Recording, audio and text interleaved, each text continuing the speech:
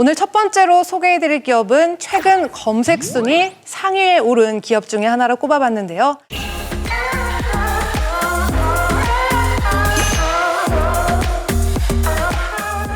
한 번 맛보면 계속해서 찾게 되는 바로 탄산음료계의 전설이죠. 코카콜라입니다. 대표님이랑 본부장님 코카콜라 좋아하세요? 1990년도에 네. 저희 증시에서 유행했던 게 워렌 버핏 따라하기입니다. 그래가지고 뭐 가치주 찾고 포트폴리오 어떻게 찾고 했는데 이게 어렵더라고요. 그래서 가장 쉬운 것부터 따라하자. 워렌 버핏이 좋아하는 최애 음식 콜라를 마시자. 그래서 요새도 집사람의 구박에도 불구하고 계속 마시고 있습니다. 저도 코카콜라를 즐기는 편입니다만 네. 병이 각국마다 틀리는 거 아세요? 네, 모으는 사람 그리고 한정판이 있어요.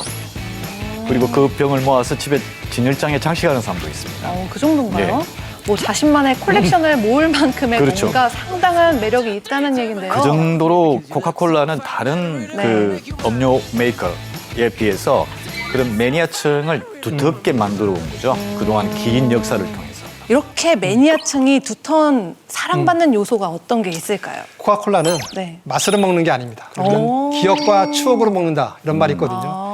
결국 저희 같은 기성세대들은 어렸을 때부터 이런 맛에 중독되었기 때문에 네. 그 맛을 잊지 못하는 것 같고 그다음에 신세대들은 결국에는 기성세대랑 같이 마심으로써 자연스럽게 코카콜라를 접하게 되고 그래서 세대를 아우르고 그다음에 세대에서 거부감이 없는 이런 본연의 맛을 유지하는데 그러다 보니까 역시 한 130년 동안 많은 사람들의 사랑을 받고 있지 않나 이렇게 생각을 하고 있습니다.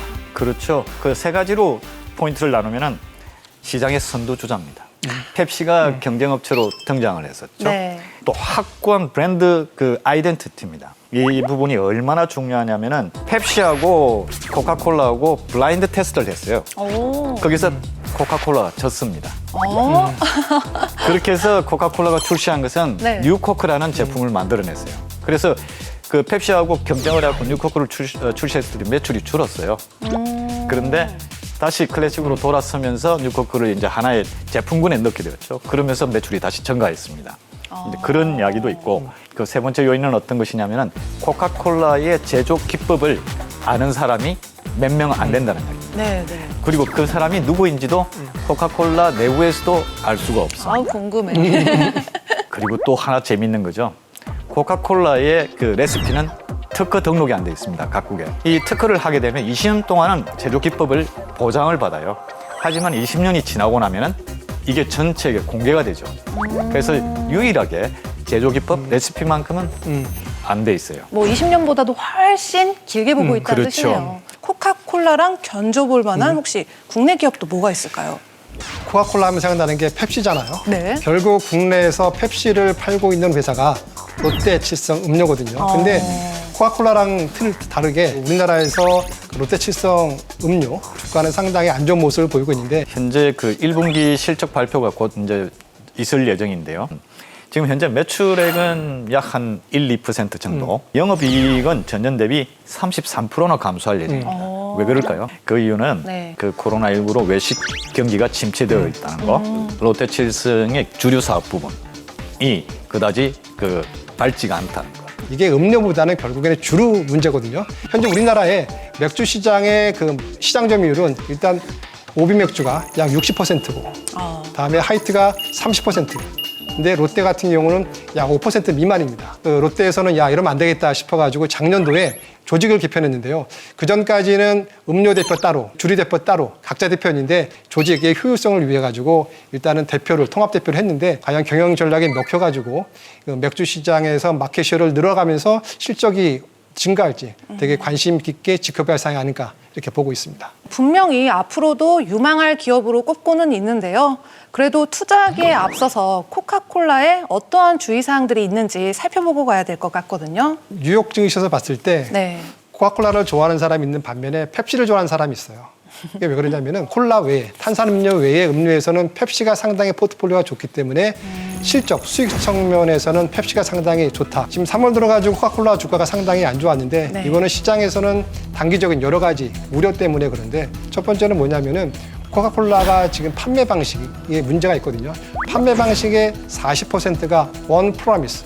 이게 뭐냐면 소비자가 직접 매장에 가서 콜라를 사는 그런 방식으로 있기 때문에 코로나19로 인해서 이것이 조금 수요가 좀 줄지 않을까 이런 우려감이 있었고요.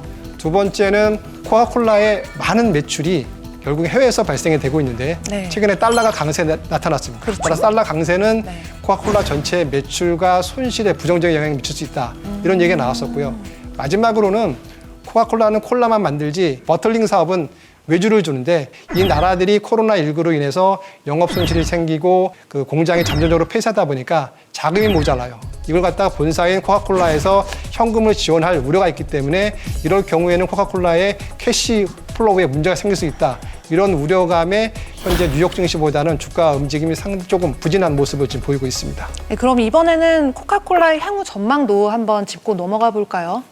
코카콜라 같은 경우는 다른 타 업종이나 타 산업 기업에 비해서 코로나19로 인해서 매출 감소는 그다지 크지가 않습니다. 그게 좀 틀리는 부분이고 코카콜라 같은 경우는 지난 50년간 배당을 늘려온 배당금도 배당 유명하죠. 왕 중에 하나입니다. 그리고 주요 투자은행들이 지금 올해 코카콜라의 배당률을 4%에서 4.2% 정도. 그 정도면 높은 그렇죠. 편이죠. 배당이 높은 종목 중에 하나이기 때문에 투자자들 같은 경우 그리고 또 기업에 관심을 가지는 분들이 많이 주목을 하고 있죠. 단기적으로 네. 코카콜라 주가가 좀 부진한 모습을 보이고 있는데요. 중장기적으로는 상당히 좋다라고 지금 인식을 하고 있거든요. 네. 왜냐하면은 지금 코로나19 때문에 매출이 감소할 것이라는 얘기가 나오고 있는데 미국에서 판매되는 방식의 70%가 온라인이거나 아니면은 그 드라이브스루 방식으로 팔리고 있기 때문에 네. 하락폭은 제한적이고요. 아까 그 제가 보틀링을 말씀드렸는데 네, 네. 코카콜라의 신용등급이 상당히 높아요. 그러니까 언제든지 현재 금융시장에서 저리로 많은 그 자금을 조달할 수 있기 때문에 현금흐름에 문제가 없다 이런 얘기가 나오고 있고 마지막으로 작년도 말 기준했을 때 코카콜라의 매출액의 82%가 해외에서 발생이 되고 있는데 네. 그중에 가장 큰 시장이 역시 중국이거든요. 근데 중국은 코로나19 사태에서 벗어나서 네. 정상화되고 있기 때문에 지금 코카콜라 매출액이 조금 늘어나고 있다라는 지금 조짐이 보이고 있고요. 두 번째로 큰 시장이 멕시코입니다. 멕시코. 네, 그렇죠. 근데 멕시코 같은 경우는 코로나19에 따라 가지고 뭐 사회적 거리두기 이런 제재 조치를 안 하기 때문에 전혀 코카콜라 매출에 영향을 미치지 않고 있다. 즉 최대 시장인 중국과 중국, 두 번째 멕시코. 시장인 멕시코에서 네. 의미 있는 매출 감소가 없기 때문에 중장기적으로 여전히 코카콜라는 유망하다 이렇게 보시면 될 것 같습니다. 네, 오늘은 톡 쏘는 코카콜라에 대해서 한번 같이 알아봤는데요. 코카콜라에 대해서 더 궁금한 점이 있거나 투자해보고 싶다 하시는 분들은 카카오톡 채널에서 필살기 해외 투자를 검색하신 후 친구 추가해주세요.